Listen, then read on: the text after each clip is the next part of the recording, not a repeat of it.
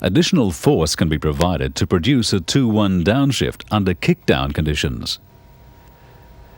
This is provided by the kickdown portion of the kickdown throttle valve combination. When the accelerator is fully depressed, the kickdown valve closes off the exhaust from the kickdown circuit and forces the throttle valve to the end of its bore.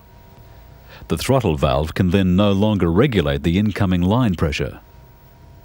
Throttle pressure now becomes equal to line pressure and passes into the kickdown circuit, leading to the kickdown port at the 1-2 shift valve. Fluid passes across the valley area and onto the spring end of the plunger. The force this provides overcomes governor pressure and returns the shift valve to the first gear position. This releases the front band by opening its apply circuit and exhausting the apply fluid back to the pan. As road speed rises, governor pressure increases.